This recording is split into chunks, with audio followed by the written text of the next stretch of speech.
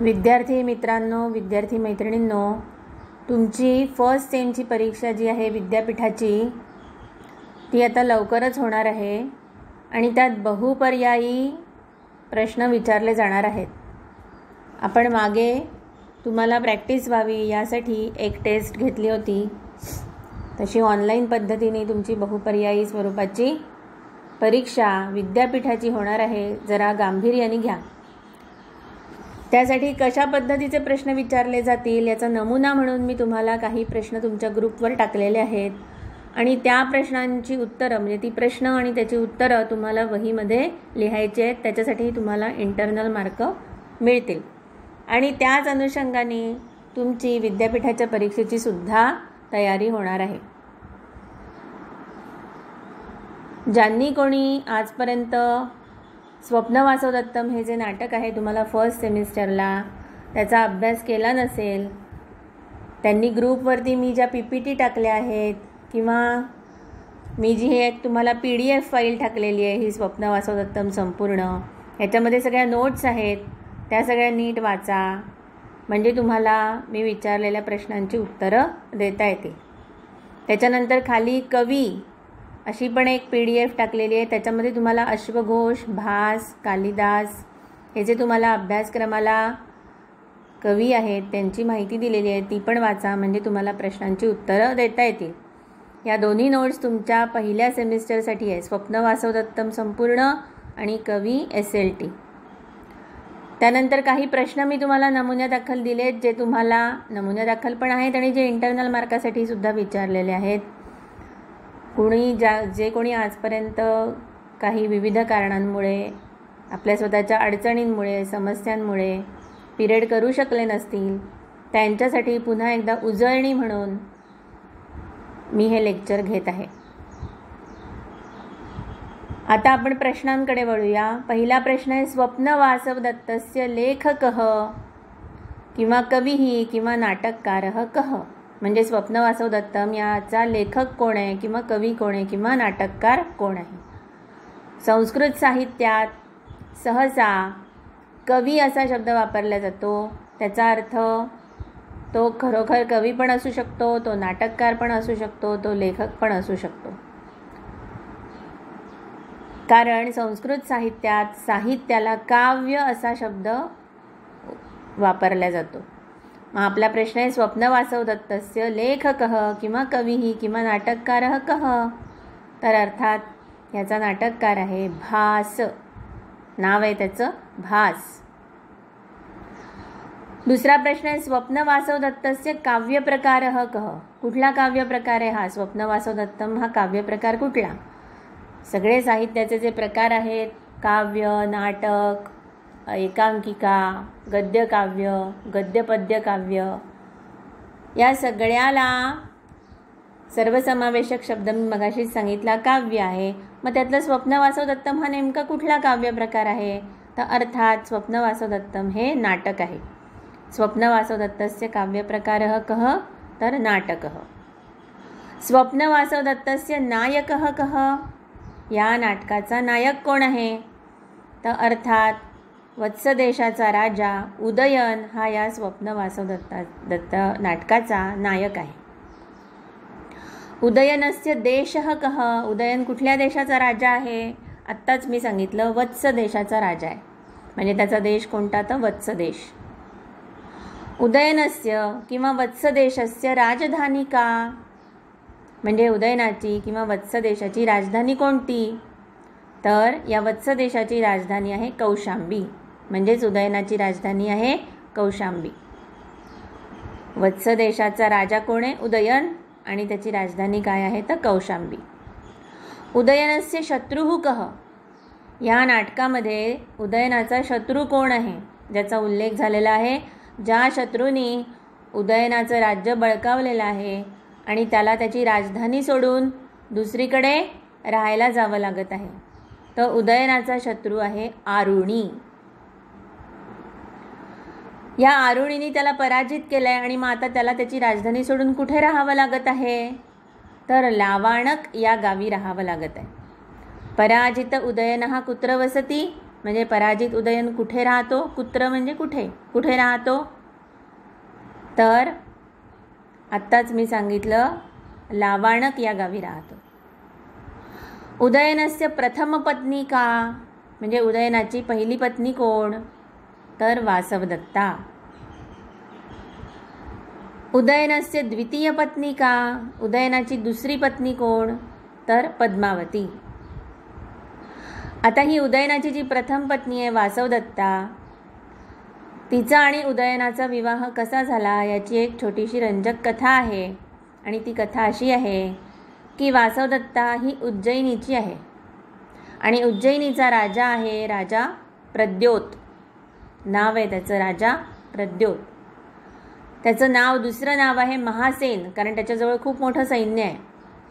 या महासेनाला असं वाटतं की आपल्या वासवदत्तेचा विवाह उदयनाशी झाला पाहिजे, परंतु पूर्वीपासून उदयनाचं आणि म्हणजे उदयनाचा देश जो आहे वत्स देश आणि प्रद्योताचा देश जो आहे उज्जैनी यांच्यामध्ये वैर असल्यामुळे सहसा जशी मागणी घालायला जातात तसं या वैरभावामध्ये मागणी घालायला जाणं शक्य नाही. म्हणून प्रद्योत राजांनी उदयनाचं अपहरण करून आणलेलं आहे, पण त्याला जावई करायचं असल्यामुळे त्याला बंदी न बनवता त्याला नजर कैदेत एका राजवाड्यात ठेवलं आहे आणि वासवदत्तेला त्याच्याकडे वीणा वादन शिकायसाठी पाठवलेलं आहे.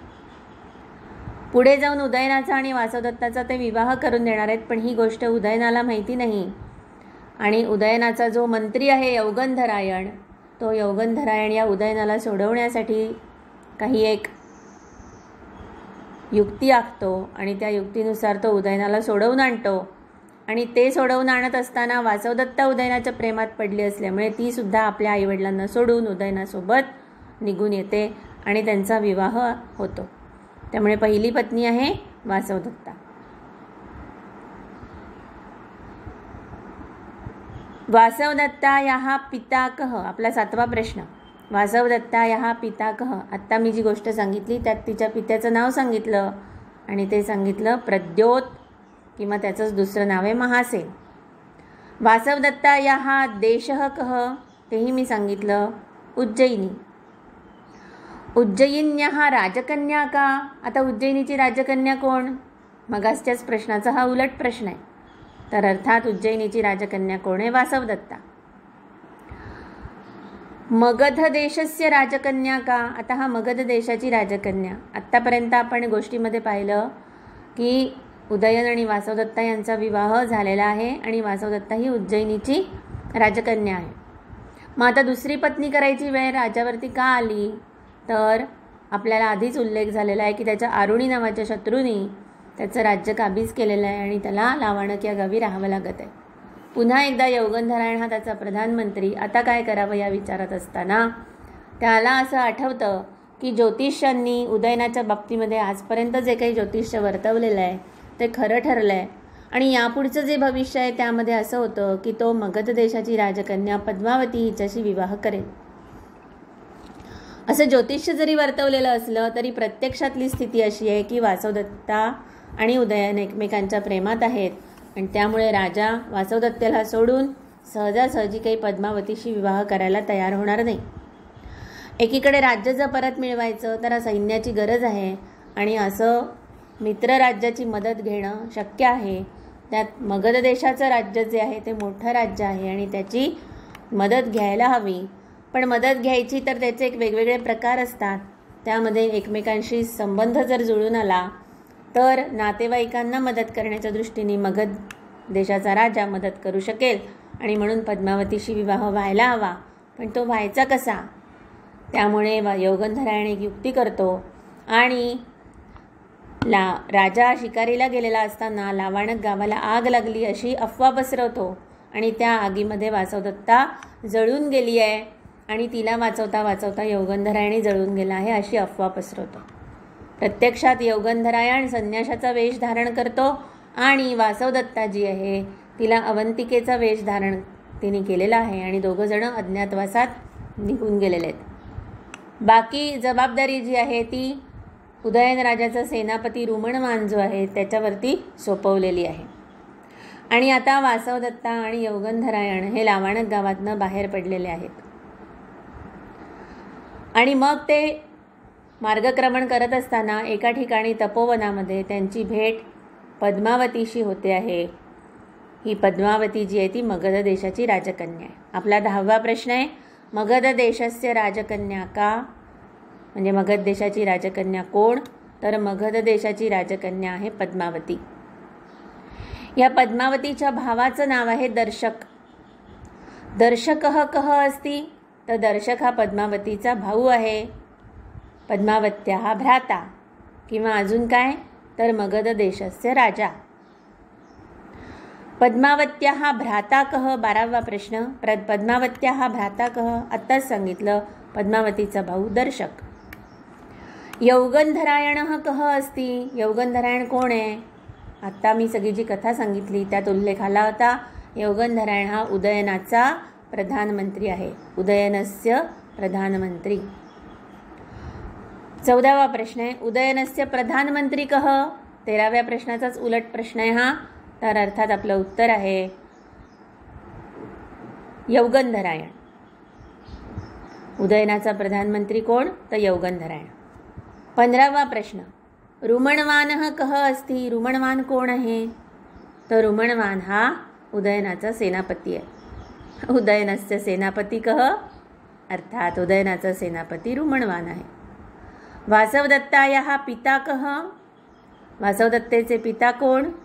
तर अर्थात राजा प्रद्योत. प्रद्योतस्य किंवा महासेनस्य कन्या का? तर अर्थात वासवदत्ता. वासवदत्तायाः धात्री किंवा दाई का? म्हणजे वासवदत्तेची धात्री किंवा दाई कोण? दाई म्हणजे जी आईसारखं सांभाळते अशी दासी, तिला दाई म्हणतात, तिला धात्री म्हणतात. तर तिचं नाव काय आहे? तिचं नाव आहे वसुंधरा. वासवदत्तायाः माता का? वासवदत्तेच्या आईचं नाव काय आहे? तर अंगारवती. वासवदत्तायाः कंचुकेः नाम किम? वासवदत्तेच्या कंचुकीचं नाव काय आहे? आता मुळात कंचुकी म्हणजे काय?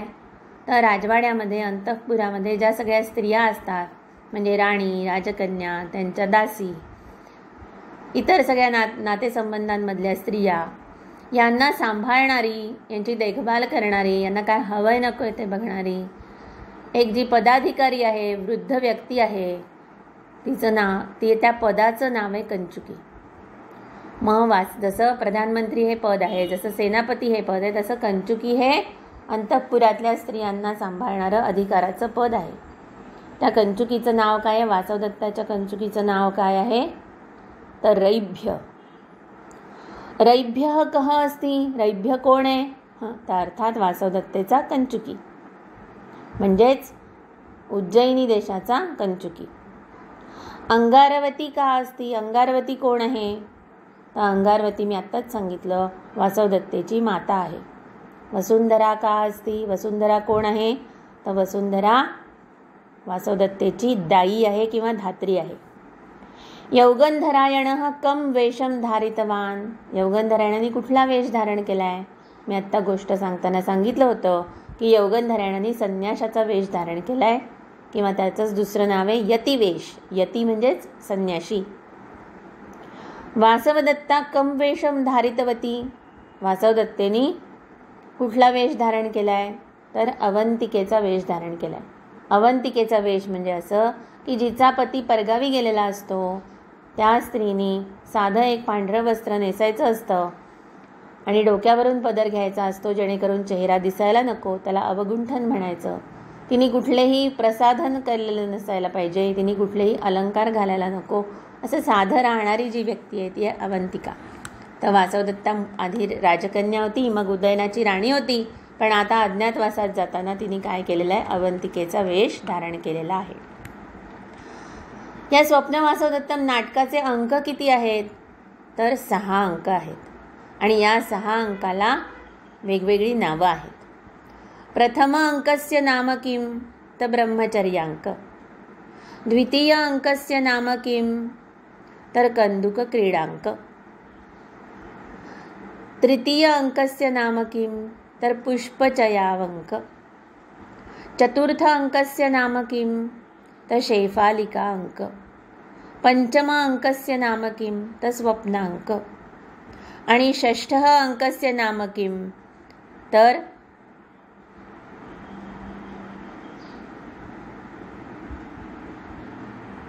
तो शेवटचा अंक आहे, अंतिम अंक हा. आता ही नावं लक्षात कशी ठेवायची तर पहिल्या अंकामध्ये हे लोक जे तपोवनामध्ये जातात तिथे पद्मावतीशी भेट होते आणि तिथेच पुढे एक ब्रह्मचार्याचा प्रवेश झालेला आहे आणि त्या ब्रह्मचार्याकडून आपल्याला कळतं की लावाणक गावामध्ये काय झालं. राजा शिकारीला गेलेला असताना हे योगंधरायणाने जी अफवा उठवली आहे की राणी वासवदत्ता जळून गेली, त्याचा राजावर काय परिणाम झाला, राजा किती शोकाकुल झाला, त्या शोकातून तो बाहेर पडला की नाही आणि आता पुढे रोमणवान या सेनापतींनी त्याची काळजी घेतली की नाही, काय आहे परिस्थिती, हे सगळं कळण्यासाठी त्या ब्रह्मचार्याची त्या अंकामध्ये योजना केलेली आहे आणि म्हणून त्याला पहिल्या अंकाला ब्रह्मचर्य अंक नाव दिलेलं आहे. दुसऱ्या अंकामध्ये आपण पाहतोय पहिल्या अंकामध्ये योगंधरायणाने पद्मावतीजवळ मागणी केली आहे की त्यांनी आपल्या बहिणीचा सांभाळ करावा. या अज्ञातवासात योगंधरायणाची बहीण कोण आहे तर वासवदत्ता. तर या बहिणीचा सांभाळ करावा असं म्हणून योगंधरायणाने वासवदत्तेला पद्मावतीजवळ ठेवले आणि मग पद्मावतीने त्यांचा सांभाळ केलेला आहे, तिचा हो म्हटलेला आहे ठेवायला आणि ती तिला सोबत घेऊन गेली आहे. त्यामुळे दुसरा अंक जो आहे तो पद्मावतीच्या राजवाड्यामध्ये आपल्याला त्याच्यातल्या घटना दिसतात आणि तिथे पद्मावती आणि वासवदत्ता एकमेकांची मैत्रीण झालेले आहेत आणि चेंडू खेळत आहेत असं त्या अंकामधलं वर्णन आहे आणि म्हणून त्याचं नाव आहे कंदुक क्रीडांक. कंदुक म्हणजे चेंडू. तिसऱ्या अंकाचं नाव काय तर पुष्पचयावंक. का बरं असं नाव आहे तर दुसऱ्या अंकामध्ये आपल्याला लक्षात येतं की पद्मावतीचा विवाह जो आहे तो आता पहिल्यांदा वासवदत्तेच्या भावाशी ठरला होता असा पहिल्या अंकामध्ये उल्लेख आला होता, पण दुसऱ्या अंकात कळतं की पद्मावतीला मात्र त्याच्याशी विवाह करायचा नाही आहे तर तिचं मन उदयनावरती जडलेलं आहे आणि तिसऱ्या अंकामध्ये उदयनाशी विवाह झाल्याची बातमी आपल्याला कळते. उदयनाचा आणि पद्मावतीचा विवाह पद्मावतीच्या राजवाड्यात होणार आहे. या सगळ्या घटना आपल्याला दुसऱ्या तिसऱ्या अंकामध्ये कळतात आणि दुर्दैवाने ती विवाहमाला गुंफण्याचं काम जे आहे ते वासवदत्तेवरच आलेलं आहे आणि त्यासाठी ती विवाहमाला गुंफण्यासाठी ती वेगवेगळी फुलं आणि पानं याचा उपयोग करते आहे. त्या फुलापानांची मोठी मजेदार गोष्ट आहे. काही फुलं जी आहेत ती सुवासिनी पण वाढवण्यासाठी आहेत आणि काही फुलं आणि पानं अशी आहेत की जी आपल्या सवतीचा नाश व्हावा म्हणून त्या विवाहमालेत गुंफायची असतात आणि त्यावेळेला वासवदत्ता म्हणते की त्याची काही गरज नाही आहे कारण की ती पहिली पत्नी पहिल्यांदा माहिती आहे की तिचा मृत्यू झालेला आहे असं जे कानावर आलेलं आहे आणि म्हणून शिताफीनी ती त्या सवतीचा नाश होण्याची जी पानं जी गुंफायची असतात, फुलं जी गुंफायची असतात ती काही गुंफत नाही. अशी मजेदार त्याच्यामध्ये जी कथा रोचक झालेली आहे म्हणून त्या तिसऱ्या अंकाचं नाव पुष्पचयावंक दिलेलं आहे. चौथ्या अंकाचं नाव जे आहे ते आहे शैफालिका अंक. का तर आता पद्मावती आणि उदयनाचा विवाह झाला आहे आणि पद्मावतीच्या प्रमदवनामध्ये जी काही झाडं फुलं लागलेली आहेत ती फुललेली आहेत. त्याच्यातलं शैफालिका नावाचं जे काही झाड आहे ते अतिशय आवडतं आहे त्या पद्मावतीचं आणि त्या झाडाला त्या वेलाला छानशी फुलं आलेली आहेत आणि ती फुलं राजाला दिसावीत अशी इच्छा पद्मावतीला होते. इथून या अंकाची सुरुवात झालेली आहे आणि म्हणून त्या अंकाचं नाव शैफालिका अंक असं ठेवलं आहे. आणि त्या अंकामध्ये मोठी मजेदार गोष्ट आहे की एकीकडे पद्मावती, वासवदत्ता आणि दाई तिच्या दासी अशा सगळ्याजण गप्पा मारत आहेत. दुसरीकडून विदूषक हा उदयनाचा जो मित्र आहे त्याचं नाव आहे वसंतक. तो विदूषक आणि उदयन राजा जे आहेत ते दोघंजण आलेले आहेत आणि प्रेक्षकांना ह्या दोघंही म्हणजे एकीकडे विदूषक आणि राजा आणि एकीकडे पद्मावती आणि वासवदत्ता असे दिसतात आहेत, पण ते एकमेकांना दिसत नाही आहेत. पण त्यांच्यामध्ये काय संवाद होतो आणि त्या संवादामुळे वासवदत्ता आणि पद्मावतीवरती काय परिणाम होतो.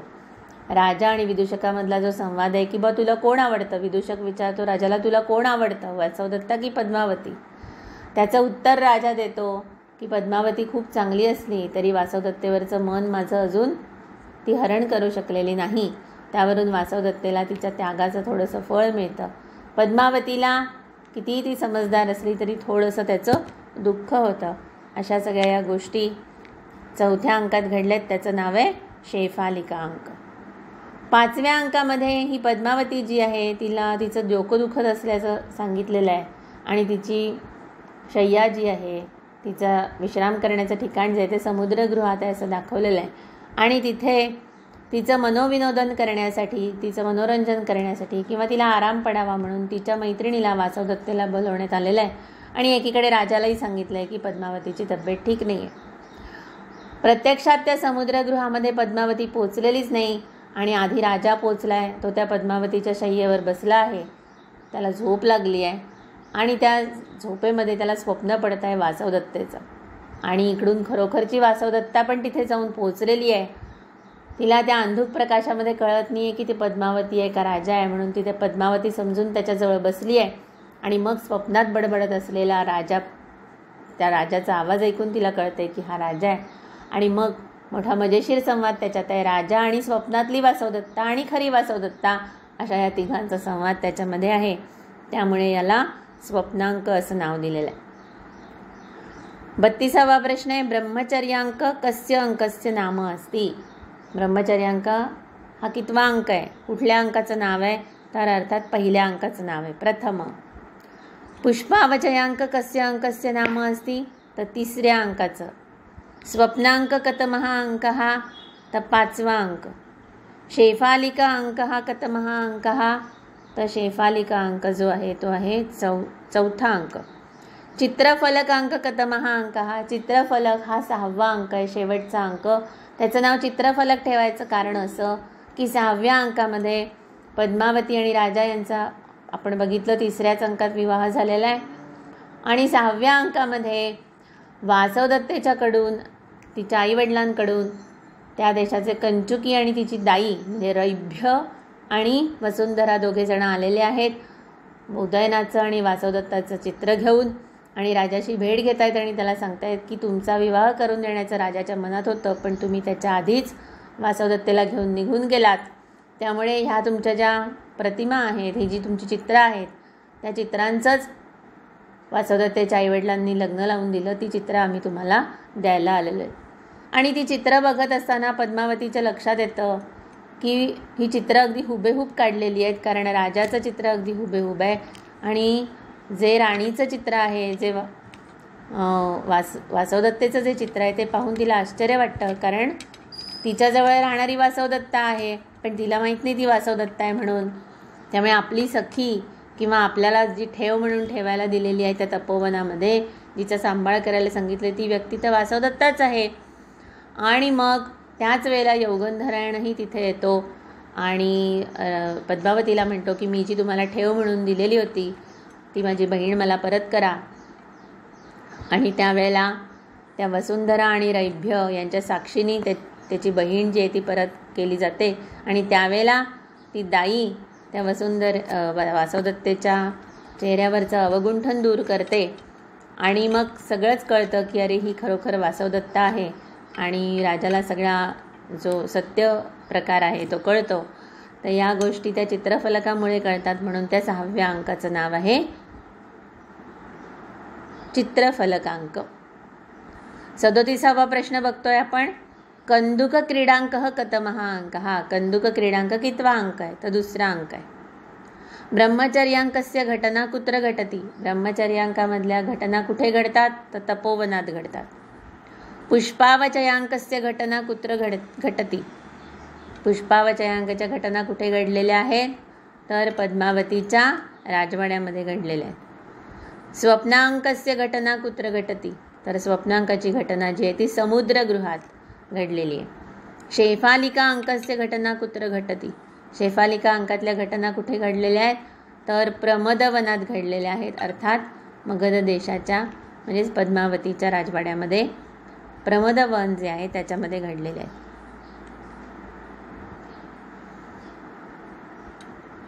कंदुक क्रीडांक घटना कुत्र घटती. कंदुक क्रीडांकामधल्या घटना कुठे घडलेल्या आहेत, तर अर्थात पद्मावतीच्या राजवाड्यात घडलेले. नांद्यन्ते कह प्रविशती. नांदी झाल्यानंतर कोण प्रवेश करतं? आता नांदी म्हणजे काय? तर नाटक ज्या वेळेला सुरुवात करतो आपण तेव्हा आधी रंगमंचाची पूजा करतो, ईश्वराची प्रार्थना करतो, राजाधिकांची प्रार्थना करतो आणि त्यात हे नाटक निर्विघ्नपणे पार पडावं अशी ती प्रार्थना केलेली असते. त्याला म्हणायचं नांदी. आणि ही नांदी झाल्यानंतर म्हणजे ही पूजा अर्चा झाल्यानंतर सूत्रधार प्रवेश करतो. त्यामुळे नांदीनंतर कोण प्रवेश करतो? सूत्रधार. त्या नाटकाचा सूत्रधार संस्कृत साहित्यामध्ये सूत्रधार म्हणजे त्या नाटकामध्ये काम करणारा नायकही असतो, तो दिग्दर्शकही असतो, तो व्यवस्थापकही असतो, तो सगळी सूत्र सांभाळतो त्या नाटकाच्या बाजूची आणि म्हणून त्याला सूत्रधार असं म्हणतात. नांद्यन्ते कह प्रविशती. 43वा प्रश्न. नांदीनंतर सूत्रधार प्रवेश करतो.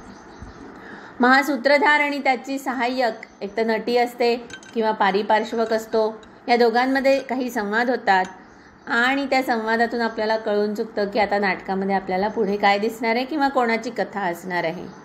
तर या सगळ्या सूत्रधार आणि त्याच्या सोबतीच्या असणाऱ्या संवादाला प्रस्तावना असं सर्व नाटकांमध्ये नाव आहे. इतर नाटकांमध्ये या संवादाला प्रस्तावना असं नाव आहे. पण भासाच्या नाटकामध्ये प्रस्तावना असा शब्द नसून स्थापना असा शब्द आहे. म्हणून आपला 44वा प्रश्न आहे. प्रस्तावना कृते भासः किम शब्दम उपयोजती.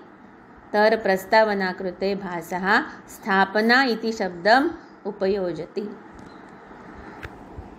आज आपण साधारण स्वप्नवासव दत्तमचे